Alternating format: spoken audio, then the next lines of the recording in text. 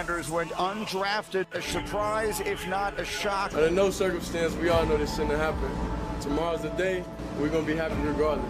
One of the truly stunning stories in the history of the draft. Shedeur Sanders sliding straight in to Saturday. Nobody knows where he's going to go. With the 144th pick, the Cleveland Browns select Shedeur Sanders. Take a minute, be upset that you fell in the draft, but I think now you attack this opportunity and prove everyone wrong. Thank you for the fans, thank you for everybody, thank you for the Browns organization for giving me a chance. That's all I need. Welcome to NFL Live, presented by Nationwide. And as you know, the 2025 NFL Draft is in the books. We got stories and evaluation for days now that we know who went where. Jason McCourty, Field Yates here, Mina Kimes and Adam Schefter with us throughout. Mel Kiper Jr. will join us in a little bit. There's a lot to get to, and as you might imagine, we're starting with our top story, which has to do with Shedeur Sanders. Of course, as just illustrated there, he dropped significantly further than some had expected. So we'll go to you, Adam, on this. How did Shedeur end up with the Browns?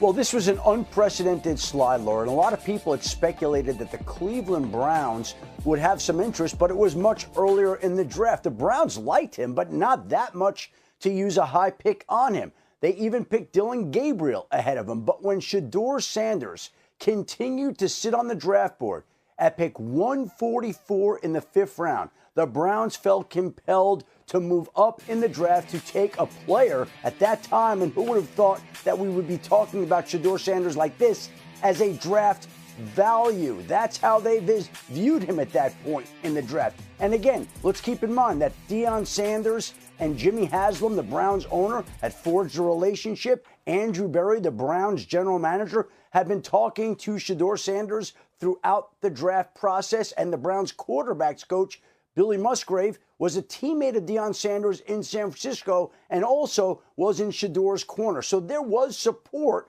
within the organization, but they never imagined that he would be there in round 5. And when he was, they moved up, they traded up, and they now have 5 different named quarterbacks going into training camp. Yeah, including Dillon Gabriel, who, of course, they picked ahead of Shedeur in this very draft. J-Mac, what do you think about the quarterback situation in Cleveland, that QB room there? I look at Cleveland and saying, hey, let's throw as many names to that project as possible at that quarterback position. I think the part of it that we're leaving off is now they have another first-round draft pick for next year, including their own, so they'll have 2. So if it doesn't work out, they could be back to the drawing board next year. But I look at this for Shedeur Sanders. Yes, you didn't want to go in the 5th round. You like to go a lot higher. But you end up in a situation where they don't have a starting quarterback. He gets to walk in there and compete to be the guy. Joe Flacco will be the veteran in the room. Kenny Pickett is still trying to prove himself. And we mentioned Dillon Gabriel along with himself, and then Deshaun Watson is coming off of an injury. So for Shedeur Sanders, you get an opportunity to walk in this building and prove all 32 teams wrong, because the Cleveland Browns pass on him multiple times as well. You get to go in there with a chip on your shoulder and prove you can be an NFL starting quarterback.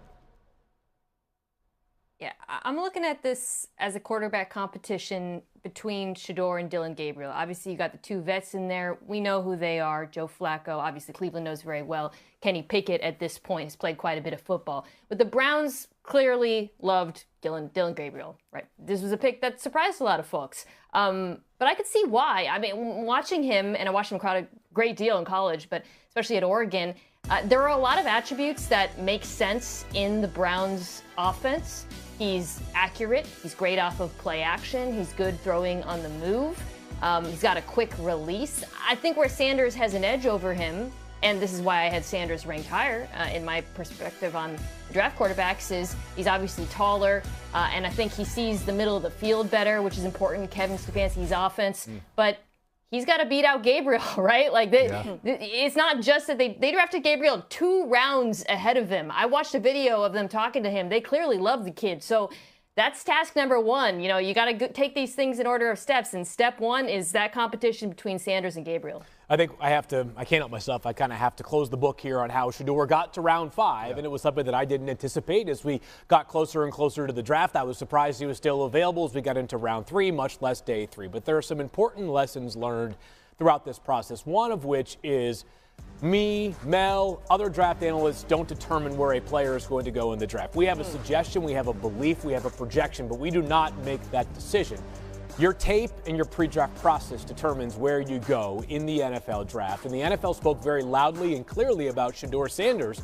In fact, the Browns did themselves by making him the second quarterback they took. First of all, the tape wasn't good enough for NFL teams to view this player as a starting quarterback option. That's an error in my evaluation. I had more optimism than the NFL did. Beyond that, the NFL said that some of the stuff that surrounds Shedeur Sanders does not make us as comfortable quarterbacks in this draft class do. It ends up being this perfect storm. It leads to a player who I thought would go maybe as soon as the first round, going 144th overall, and the sixth quarterback in this draft class taken, where I thought the lowest he would be the third quarterback taken. So I understand why there are limitless questions and people saying, how on earth did you guys think he was going to go so soon?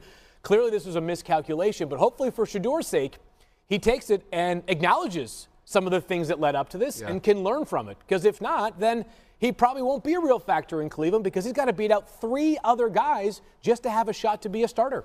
Yeah, it is the beginning of a fascinating story for Shedeur Sanders in what we hope will be an NFL career for him. We'll see how it all ends up. But one of the most notable teams that passed on Shedeur was the Steelers. Here's a look at their draft. They had just 2 picks in the top 120. They took Oregon defensive tackle Derek Harmon in the first round, and then running back Caleb Johnson in the third round. 4 of their final 5 picks were on the defensive side of the ball. The lone exception, quarterback Will Howard in the 6th round. He joins Mason Rudolph and Skylar Thompson in the QB room.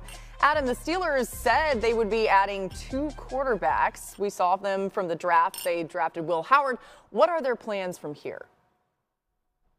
Well, there's one, and I think they're hoping and thinking and believing that the last one will be Aaron Rodgers. Art Rooney, the owner of the team, said over the weekend that he still was optimistic that Aaron Rodgers was going to wind up in Pittsburgh, hopefully sooner rather than later. But there is patience within the organization. Mike Tomlin, the Steelers head coach, has not been in any rush to get a decision from Aaron Rodgers. But really, the Steelers are the last team that remains that needs a quarterback here for the upcoming season. And Aaron Rodgers clearly would like to continue playing, though he said on the Pat McAfee show he hadn't made that decision just yet. But it's a situation where I think the Steelers believe ultimately he'll come around, he'll wind up opting to play, and he'll wind up opting to play in Pittsburgh. The other team that seemingly interested Aaron Rodgers, the Minnesota Vikings, traded for Sam Howell over the weekend. They would seem to have satisfied their need for another quarterback with Sam Howell and that acquisition. And now that leaves the Pittsburgh Steelers and Aaron Rodgers waiting to join forces. It still could be a little while before he signs him, but I think the belief within the organization is that he still will come around and wind up this season in Pittsburgh. All right, so we keep waiting for that. Adam, Mina, what do you think of how the Steelers approached the draft, only taking Will Howard in the 6th round? I would have taken a quarterback earlier, just to be blunt. I don't begrudge them skipping on quarterback in the 1st round. I actually love the Derek Harmon pick, player I really liked at a position of need for them. But after that, they had a couple of opportunities, I think, to take a swing on one. Jalen Milroe in the 3rd round. They took a running back, Caleb Johnson. And then in the 4th, instead of taking Sanders, they took Jack Sawyer, who gives them edge depth. But the way I see it, Laura, if you're a team without a long-term answer at quarterback, and I think we can agree even if the Steelers add Aaron Rodgers, they still don't have a long-term answer, you got to take some swings. People say, well, they can go for it next year. Well, frankly, we're talking about a team that never picks in the top 10 because they don't lose that many games, and they're also in a division that just loaded up on draft picks for next year. So I don't see that as a plan. I don't see Aaron Rodgers as a long-term plan. And I just wish they had been a little bit more aggressive at the position. I thought the Steelers' intentions or their feelings about Shedeur Sanders became crystal clear for me at pick 83 in the 3rd round. When they didn't take him at 21, you're saying to yourself, I get you, Derek Harmon's an excellent, excellent player who led all FBS defensive tackles and pressures last season. That is one where it's a premium need for them in a premium position, even if not at the level of quarterback. Once they bypassed Shedeur Sanders at 83, the message to me was very obvious. We're not interested in this player. We just don't view him as a draftable quarterback at this point, which probably means their grade for him is below that of a starter level. So I was actually okay at that point with them waiting until the 6th round because I didn't think the gap between Will Howard and a lot of the quarterbacks that went ahead of him was really a gap at all. As a matter of fact, I had Wills with a 3rd round grade in this draft, so I thought it was a good investment for Pittsburgh. I just am most nervous about this is that